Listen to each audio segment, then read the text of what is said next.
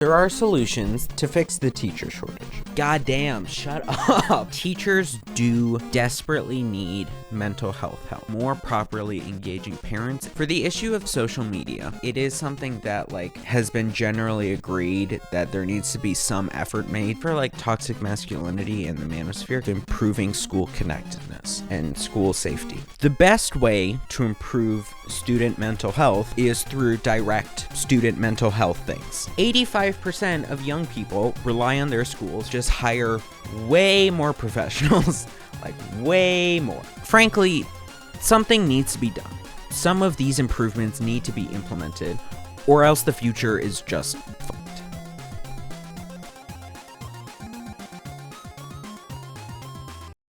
There are a lot of solutions to everything that I addressed, but unfortunately, a lot of the more effective ones would require a lot more big societal communal changes. And the issue with that is that that's not feasible. We can't overnight change our economic market climate system thing. No solution is one size fit all. It's all combinations of things, as well as there's no guarantees. It may work for some people, it may not work for other people. But there are solutions. There are solutions that would more directly fix things and solve a lot of stress. But they are next to impossible in modern day America, or not really worth me talking about. So these would be gun reform, or large restructuring of the economy to eliminate a lot of wealth inequality, or, more social safety nets. It's not really something that's do it, However, there are a lot more actually immediately attainable solutions. First, to fix the teacher shortage. 42% of teachers said that administrators have not made any effort to relieve their stress, with only 2% saying there's nothing their school district could do. So there is room for improvement there. Pretty much all of the fixes for the teacher shortage are things that would need to be taken by administrators or policymakers.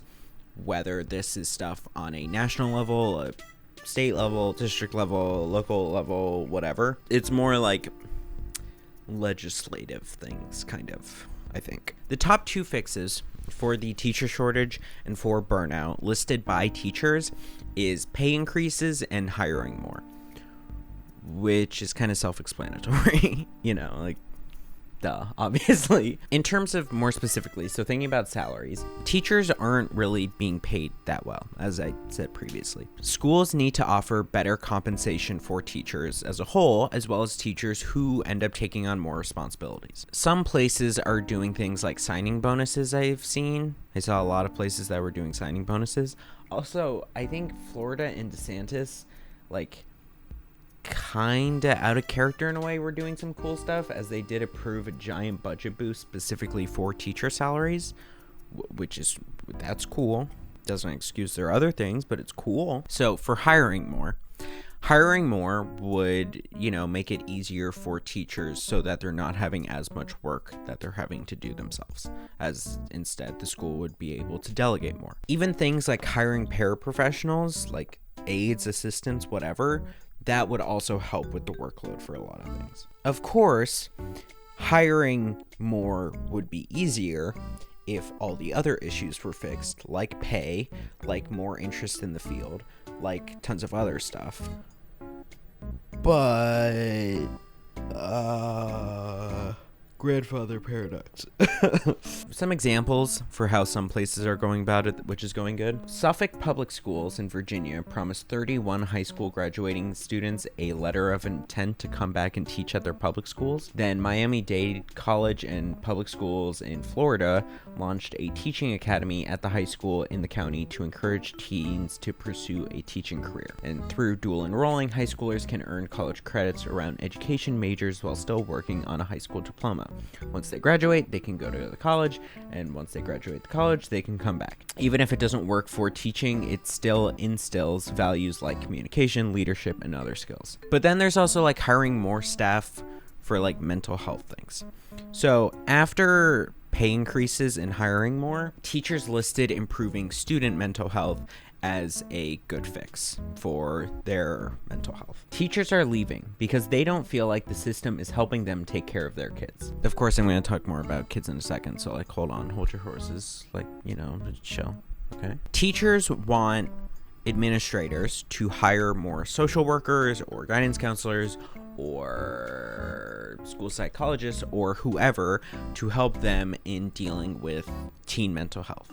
Because a lot of the times, a lot of the burden and a lot of the stress of trying to manage that is put solely on the teacher. In the Minneapolis teacher strike in spring 2022, which did last like more than 2 weeks, they settled on a deal that doubled the number of nurses and counselors in elementary schools and provided a social worker in every school. But there's also stuff of like just providing more general resources with the goal of assisting teachers in helping teen mental health. The University of Wisconsin-La Crosse created an online program for teachers who want to become school psychologists. It was made with the goal of attracting rural educators. Then there's also Classroom Wise, which is helpful to anyone who interacts with kids. It's a free, flexible online course and resource library that teaches actionable strategies, such as how to create rules and routines that make classrooms feel safe and how to model emotional self-regulation. Then there's also the San Luis Obispo County in California.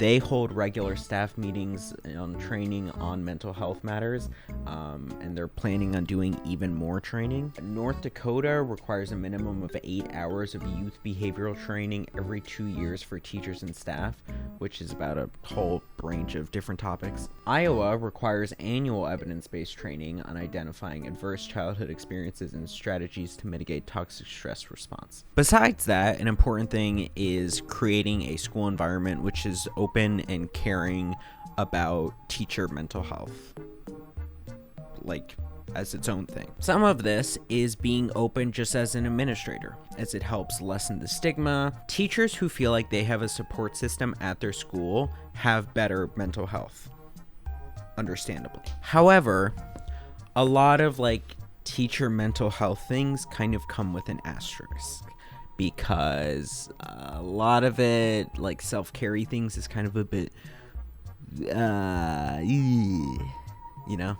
Administrators at schools have recently been following like a lot of pop culture media trends of like self-care, oh, so cool. And part of this is like holding professional development sessions on like self-care or meditation or breathing exercises and stuff, or like emails reminding staff to like take time with your families, or encouraging staff to like do yoga or like write in a journal. And while some studies have found that teachers who participate in these kind of self-care things do benefit from it, it's gotten a lot of pushback. I think most teachers aren't a fan, or they get turned off from it. Only 11% of teachers said programming encouraging self-care would be helpful. Some teachers see it as well-intentioned, but like it's just a substitute for wider change that would be more beneficial. But some teachers just see it as insulting. Like the journaling thing, how it's like, do that on your own time, not on the clock. Or like one fair criticism I saw was from a Chicago teacher who said that, like, in her opinion, it was kind of sexist because, like, teaching is a primarily female-dominated career field. And, like, you wouldn't tell a construction worker to go take a bubble bath to deal with stress, And it's like, all right, fair. In reality, if administrators really are determined on helping teacher mental health, but specifically through the self-care kind of things, they should really go more full tilt on it. One of the best ways to do this is to make school counselors available to the teachers. Thrive Academy, which is a public boarding school in Louisiana, They offer teachers the option to participate in individual therapy sessions with school social workers after school. Later on, they also hired contract workers for teachers who like kind of felt weird if it's like, well, you work for the same boss, which is fair. Anyway, the social workers, they kept all information confidential, but they would like go to the administration if there was like general trends about like all your teachers feel riddled with anxiety whenever blah blah blah blah blah. They also would hold weekly group therapy meetings where teachers could talk about specific student, academic, and social emotional needs and, discuss best strategies. And this was also really helpful for administrators as it allowed them to like hear and see a lot of the feelings and concerns of teachers so that they could more directly act on it and like try to fix it. So there's also Puck charter schools in California. They offer a counseling program for students and educators.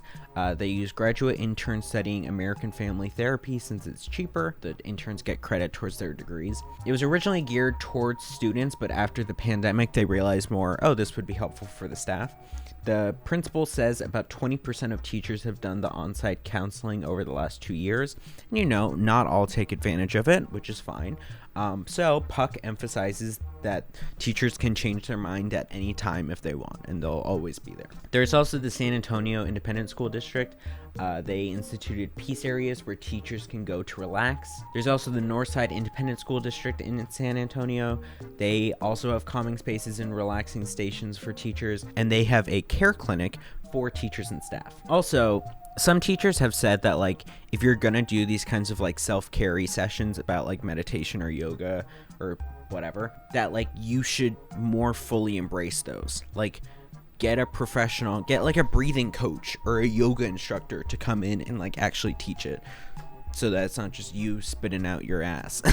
But there's also a lot of smaller things that administrators can do to improve the mental health of teachers. They can train certain teachers or staff so that they're like kind of champions for mental health at the school, and they can like, even though they're not in leadership positions, they can like speak out and be like, whatever. We're dying. We need help. They can also like make support groups. So in San Antonio, there is the San Antonio Leaders and Teachers, also called SALT. They are a nonprofit professional networking association for educators in and around the county. The mission is to elevate and celebrate teachers and learning. They get together to share stories and ideas, just like little events. And, some educators say that these kind of outings really go a long way in helping them feel more connected and have more of a support system. There's also the Happy Teacher Revolution.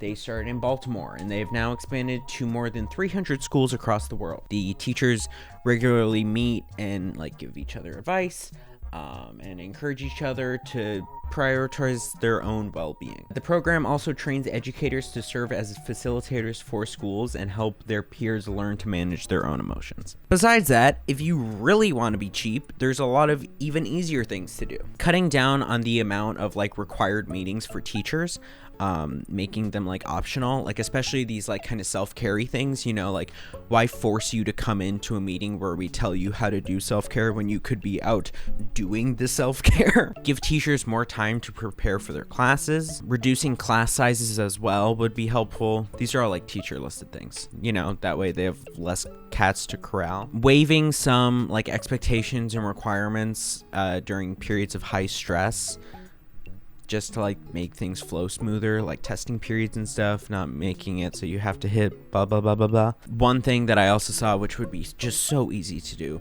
would be that like administrators should have to like combine all their emails that they would send throughout the day into like one email that's like easy to read, and they just send it once a day. That would be cool. Teachers would really like that. I know I'm at college and I get fucking 30 emails a day from the same place that I'm not even signed up for.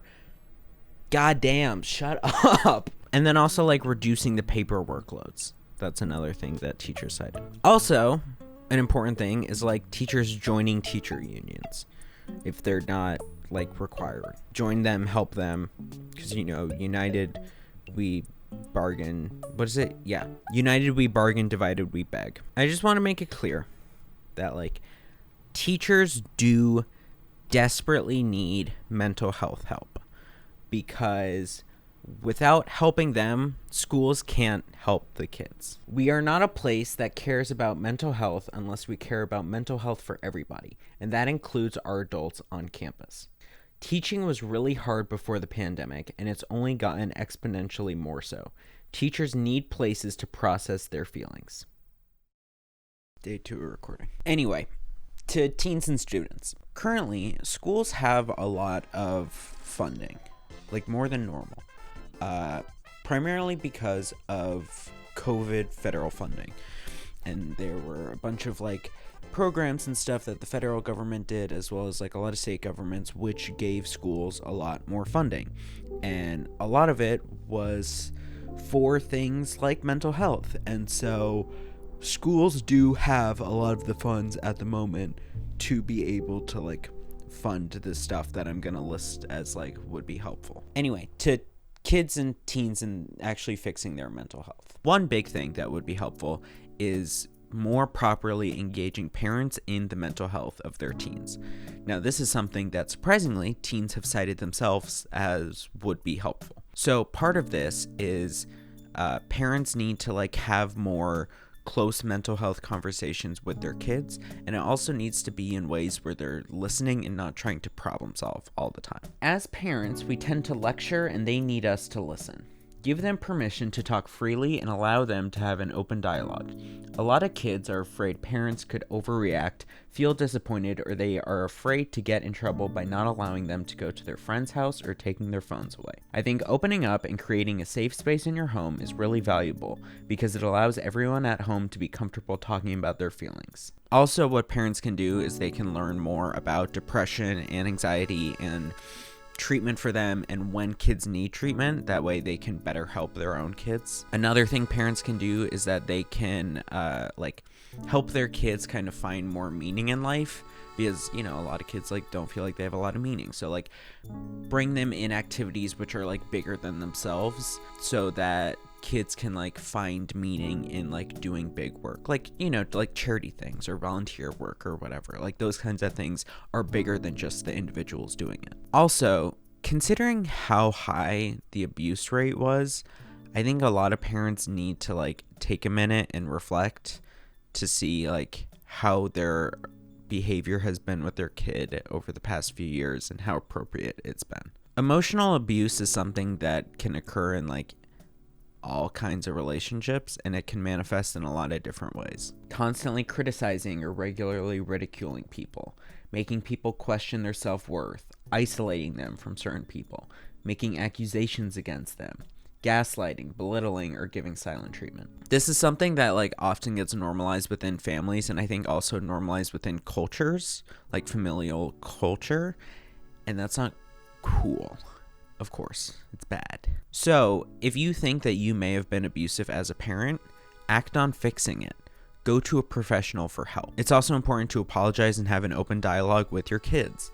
You could say something like, I know this was a difficult couple of years for us as adults. I can't imagine what this was like for you. And I have said and done things over the past couple of years. You didn't do anything wrong. If you are someone who is going through abuse from a parent, it's important that you find a trusted adult or someone that you can talk to. It helps to not feel as isolated and to feel more safe. And also so that they can help guide you through situations when you're too stressed out to have proper judgment. For the issue of social media, even though it is something that hasn't been totally decided as to how bad it is something that like has been generally agreed that there needs to be some effort made to mitigate the possible effects. So some things that parents could do are set screen time limits, especially around bedtime, because like the blue light and everything. Don't give a youngin a smartphone right away. Maybe instead start with just like a smartwatch or a phone without internet. I think like cellular internet. Talk to teens about it all. Have an open dialogue. Make a family screen time plan, taking into account which activities increase stress versus provide satisfaction. And then you also have to hold yourself as a parent accountable to the same plan if you are a parent. Like, yeah.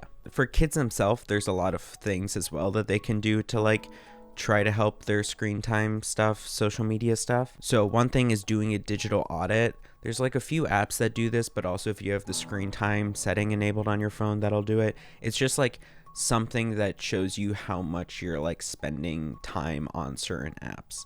And that's a good first step. Another thing is like adding friction to accessing these apps. So like maybe deleting the Twitter app or X app from your phone so that you have to use it in the browser on your phone. Just like that extra layer so it's harder to do and therefore like takes more energy to engage in these habits that maybe aren't as great. You can also reach out to your parents for help or other trusted adults. Another thing which is good for kids to do is like go into the settings of the app and like tweak the settings. Notifications, so you're getting notified of it less, or like I know some apps do have their own like kind of screen time limiting things that are like in my opinion a bit weird, but if that would be helpful to you, then do that. Then one exercise that I've seen listed is to like make a pie chart of like what you want your either like your ideal day or like your ideal things to do in a day.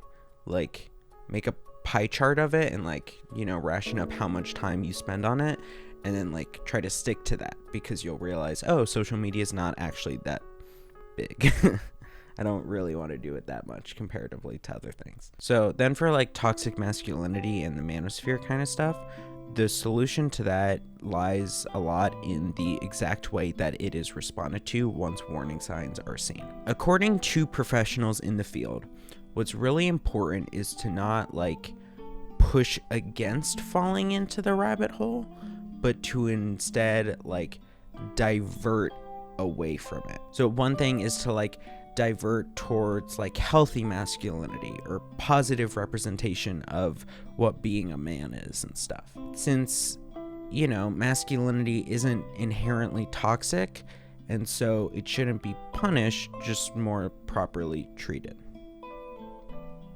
What's been found to be really helpful in preventing like red pilling is when a group of guys like just sit down and have like an honest and earnest heart to heart about like their feelings. This is like real. This is real. Like a place of trust to just talk to each other about what makes them sad, what stresses them out, or like other things that should be communicated but are oftentimes have societal pressures to not be communicated. This especially works well in like instances where there's people that come in who are from like career fields that are thought of as being like more masculine. So like the army or like law enforcement kind of stuff, and like having them come in and talk about their feelings and stuff. We also point out that healthy manhood is an inward thing as well as an outward thing. Men have higher rates of suicide and early death. They struggle silently with anxiety and depression. They sometimes forego basic medical care. Looking tough, being tough, those kinds of expectations harm men as well. Also, what's really important is calling out bad behavior, obviously, and like calling in good behavior and like being like, hey, this is really cool for like that like kind of very basic carrot and the sticky kind of thing. I think going back to teens, there's also the matter of improving school connectedness and school safety. Youth who felt connected during middle or high school have fewer problems with substance use, mental health, suicidality, and risky behavior. Youth who felt connected to adults or peers reported lower rates of persistent feelings of sadness or hopelessness, seriously considering attempting suicide or attempting suicide, than those who didn't feel as connected. This kind of ties into like the teacher shortage stuff, as I was saying, as like what's important is like teachers need to be in a place where they can be someone who students can connect with, and so that way their mental health is better. But so for teachers, that means like they need to be able to be present. So of course the teacher shortage stuff needs to be worked out. Also, one thing that's like kind of straightforward is just like don't have hateful legislation in general, but also like in schools.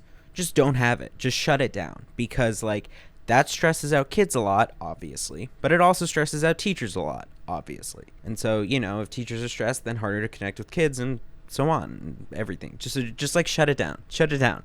Why is it happening? Just shut it down. Just shut it down. Just shut it down. Part of improving school connectedness and safety is, you know, preventing violence.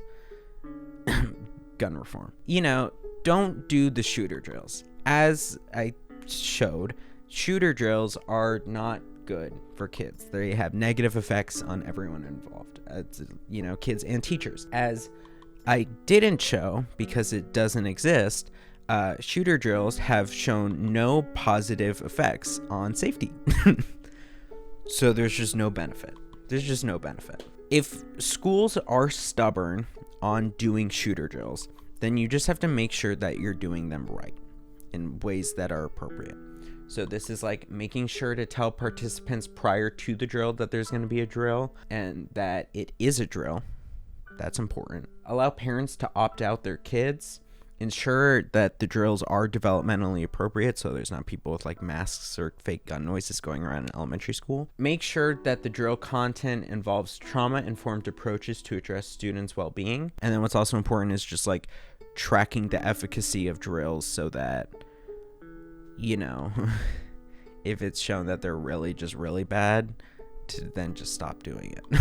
But there are practices that are better than drills that schools could be doing instead, like more proactive things. The U.S. Department of Homeland Security themselves concluded in an investigation, I think, that proactive efforts to stop school shootings are more effective than like physical improvements or drills for school safety. These kinds of proactive efforts include better access and better quality mental health professional and social support, non-punitive or less exclusionary discipline, trauma-informed emergency planning for teachers. This has been like in a ton of things actually proven to be really good. Making sure the school climate is safe and good. For the more connectedness kind of stuff, the What Works in Schools program has the CDC funding, and it's a program for districts to like make changes that have been proven through research to help school connectedness. Some of these are like adding more or bettering service learning programs, bringing in mentors from the community,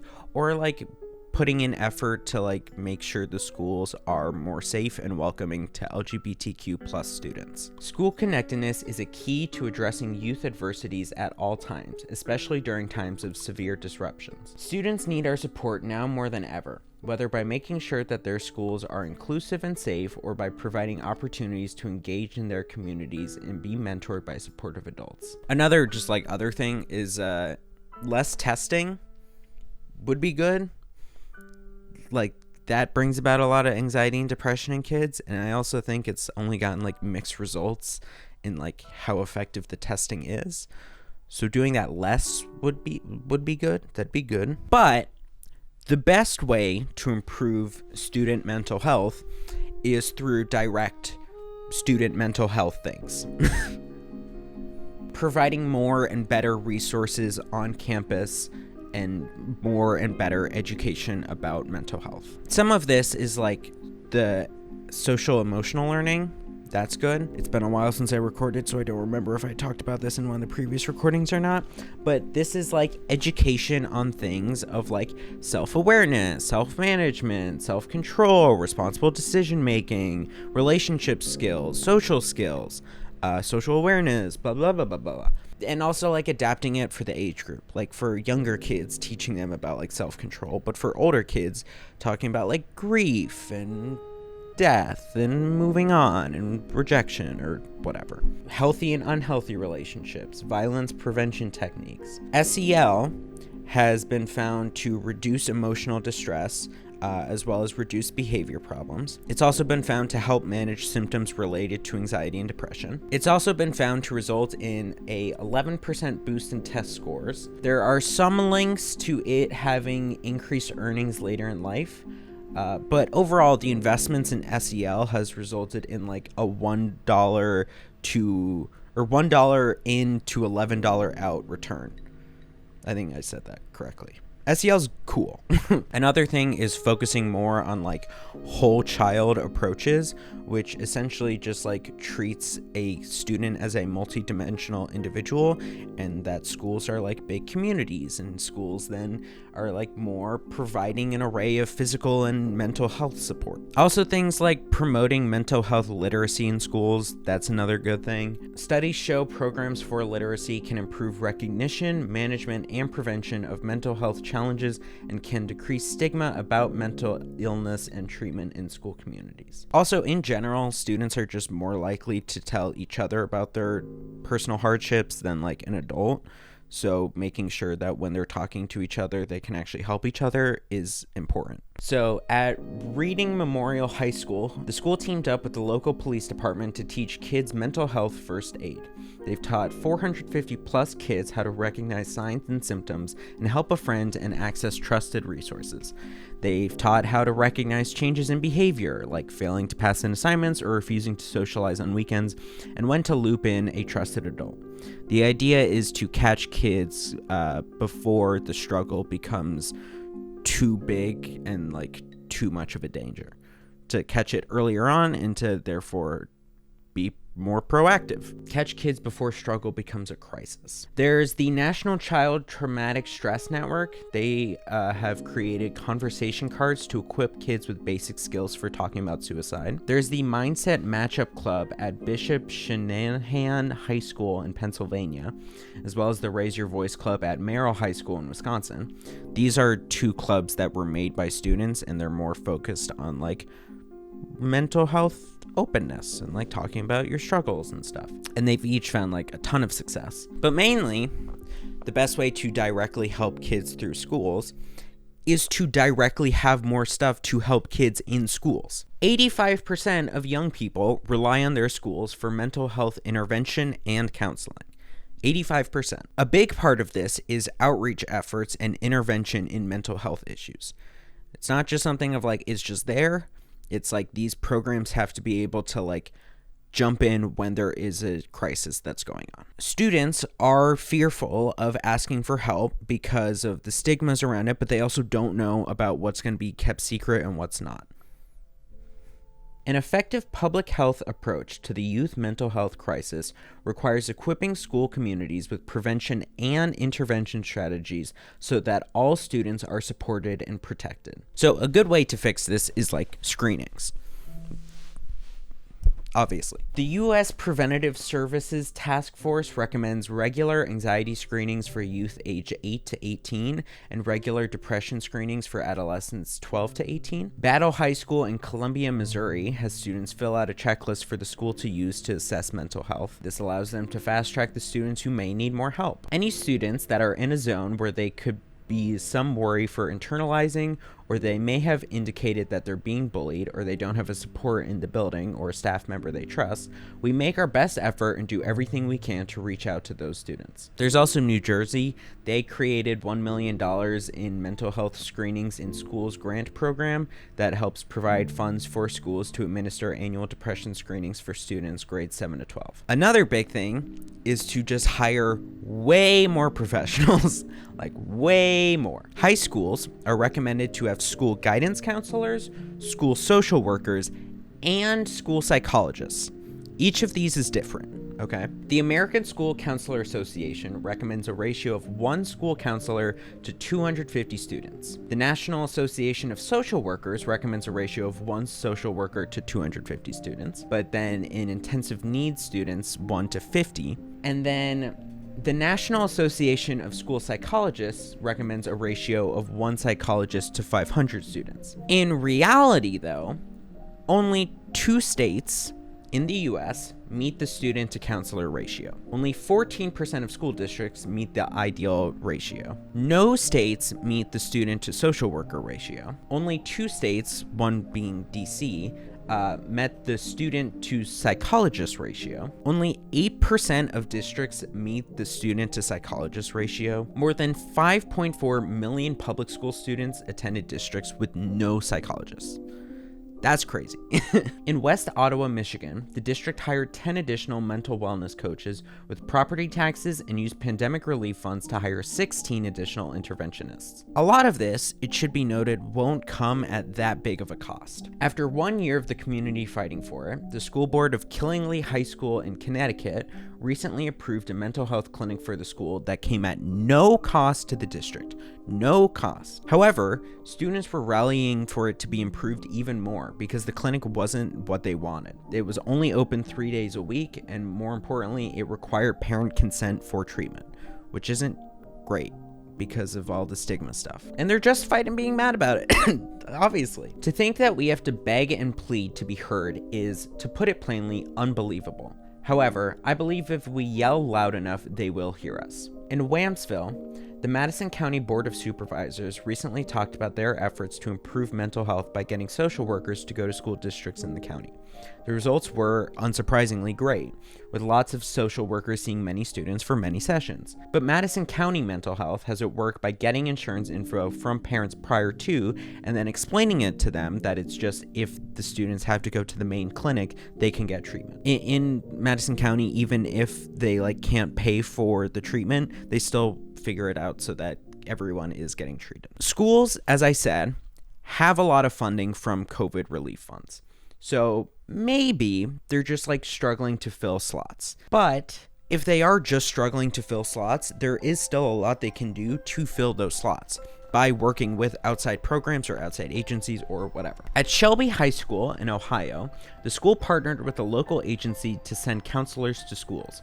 With screenings, the school identifies students at risk and has them meet with the counselor weekly. Back in Battle High School, did I talk about Battle High School already?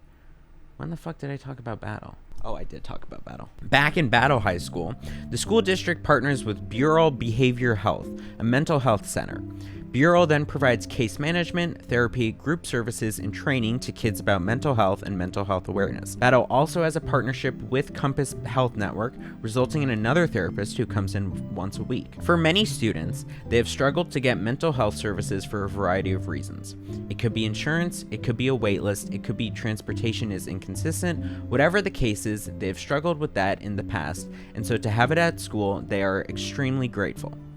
Everyone is working together to support our students. Then, going back to Puck Charter Schools, they have that graduate intern program, and so in addition to providing counseling for teachers, it also provides counseling for students. At the Alamance Burlington school system in North Carolina, with just an additional $150,000 in funding, school officials say they will be able to team up with 3 mental health agencies in the area to provide a range of mental health services, including therapy. Even the San Luis Obispo County in California, where a grand jury chose to investigate themselves to see how well they were doing, they're providing mental health services, but they found that while they're already providing a lot of great stuff, they have vowed to do better. They've already established wellness centers, full staff of counselors, implemented an anonymous reporting system for bullying, and have regular staff training on mental health. But they're planning to potentially expand mental health courses and substance abuse programs, expand training for staff, and help other local schools to get grants for wellness centers. There are also small things as well which have helped the mental health of students. More, I get kind of more practical, but I don't know, whatever. Different aspect of practical. Students from Attleboro High School in Massachusetts are pushing for the passage of a bill before the state legislature that would allow absences due to mental health problems. This has already been something which has been proven to potentially be useful and is something other schools have. Cumberland Valley School District in Pennsylvania, even though they're a top-rated district by mental health in the area, they're weighing the merits of class ranking, as it's been proven to be a source of anxiety in students. We're going to have some real conversations with our community. Really, what is the purpose of school? Is it to rank and sort kids, or to make sure all kids are learning? Those are 2 separate functions. Upper Darby High Schools in Drexel Hill, Pennsylvania have shifted their schedules to start at 9:45 a.m. Technically, the school still starts at 7:30, but students can use the time as they see fit, they can be home still, or they could go in early to meet with a teacher. This has also benefited a lot of other things like the teacher shortage, as teachers have more flexible time in their day. Frankly, something needs to be done. Some of these improvements need to be implemented, or else the future is just fucked, to put it plainly. With all that being said, how can you, as the viewer, help? How can you help enact good? Well, by being informed, like watching this video. Hi, it's me. That's a good first step. What's also important is holding elected officials accountable and holding them to their promises of making the lives of teachers and the lives of students better. A lot of this is school board meetings. Just go to school board meetings. Go to school board meetings. Maybe read up beforehand, but go to a school board meeting, because there'll be a lot of crazies that go to school board meetings, and no one else is really there to say, hey, I'm not crazy. And I think that crazy is wrong. After all, the students and the youth is the future of not just America, but the whole world. So, yeah. I mean, TLDR, just be like politically active and support efforts to support schools and support things local and close to you that you can support. Wait, why isn't the video over? So, speaking of holding school administrators accountable, that brings me to, I don't know where it'll be. I'll say it's over here. My own school district from my K through 12 experience. As I mentioned in the gossip account video, my school district has done an irresponsibly little amount in terms of fixing the problems of gossip accounts. But as I researched it more and more, I found that my school district has done an irresponsibly little amount in terms of fixing the problem of teen mental health as a whole. And I have proof. A lot of proof. Also, due to going to the school district for 13 years, and from having worked relatively close with a lot of high school administration in the last few years, I know about a plethora of things that my school district has done which have been detrimental for the mental health of kids for no logical reason, like at all. And that's not even me exaggerating, just like no reason. I've also done some research and found that my school district has done some, let's say, unusual and strange things in regards to their budgets and how they're spending money that's allocated for mental health. It's like a little bit weird where that money's going. Not very clear. But this is already quite long, so that'll be a different video. I know this has been split up into multiple videos, but the plan from the start, no, not from the start, I don't know. It's really gonna be its own thing. I'm splitting it off into its own video, but that'll come out soon. Here's when it's gonna come out. Probably like a week from when this video comes out, but we'll see. The follow-up of me specifically investigating my school district and their sketchy behavior and dealings will come out then. So maybe be excited? Okay, hey, I'm recording this like really soon, comparatively speaking to everything else. It is, it's Wednesday. I mean, it's after midnight, but like, it's like very soon to when this is gonna come out. Anyway, I mean, you made it through the video, so congrats. I do want to thank for the support on the first two, which have come out so far. Oh, the reason I'm here though is that, like, yes, so that one's gonna come out, I don't know, TBD. I think May, we'll see.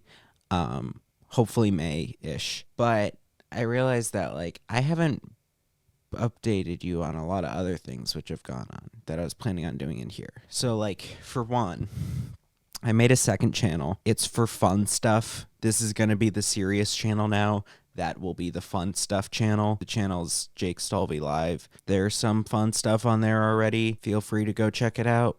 I'll be hopefully posting on that more over the next few months because I need to take a break from serious things for a bit. But so yeah, so check that out. I've also been streaming on Twitch relatively consistently. Jake Stalvey, but yeah, it's streaming relatively consistently, somewhat frequently. Come in, check that out. And then I also started a podcast with my friend Javi, and those are weekly uploads. That is Not Your Average Losers, if you want to go check that out. But yeah, just that's it.